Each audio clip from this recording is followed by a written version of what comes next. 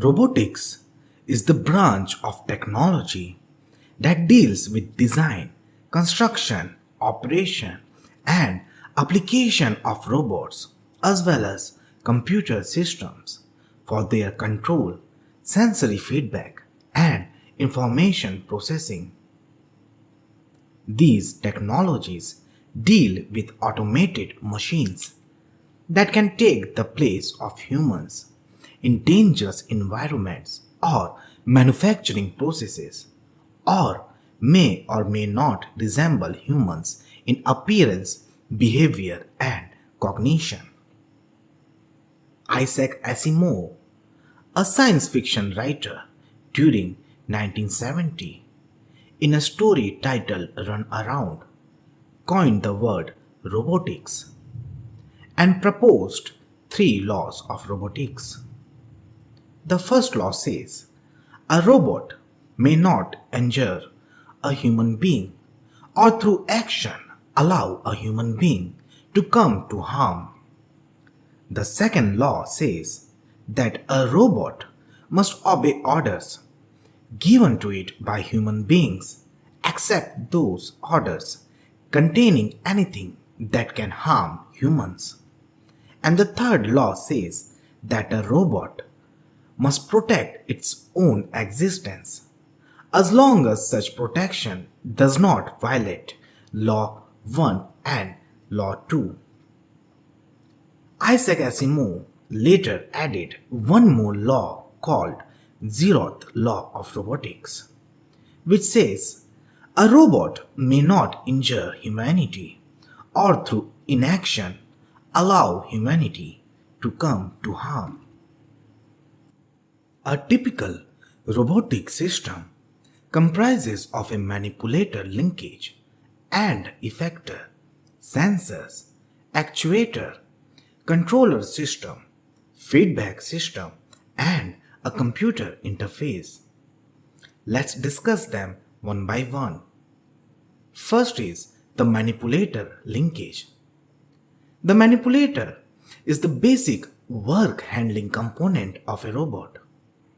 It consists of an arm and a wrist.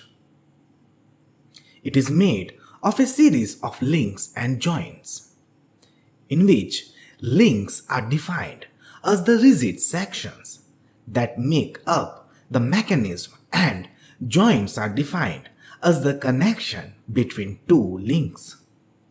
Next is the end effector.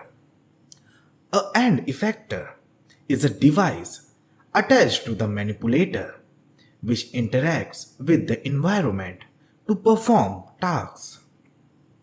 The end effector is expected to perform tasks normally performed by the palm and finger arrangement of the human arm. The next component of a robot is sensors. Robotic sensors are used to estimate a robot's condition and environment. These signals are passed to a controller to enable appropriate behavior. Sensors in robots are based on the functions of human sensory organs. Robots require extensive information about their environment in order to function effectively. Now let's understand some of the most common sensors used in a robotic system. First is the vision sensor. Vision sensor uses images captured by a camera to determine presence, orientation, and accuracy of parts. Tactical sensor is a device that measures information arising from physical interaction with its environment. Proximity sensing is the ability of a robot to tell when it is near an object or when something is near it. This sense keeps a robot from running into things. It can also be used to measure the distance from a robot to some object.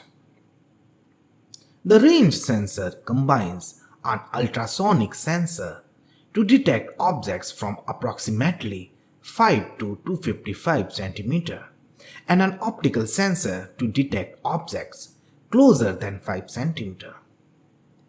Next is a velocity sensor. A velocity or speed sensor measures consecutive position measurements at known intervals and computes the time rate of change in the position values. And last but not the least, voice or sound sensor. A sound sensor may be added to give the initial direction and start to the robot. By recognizing the frequency of sounds like claps, it will move to different directions. The next component of a robot would be actuator.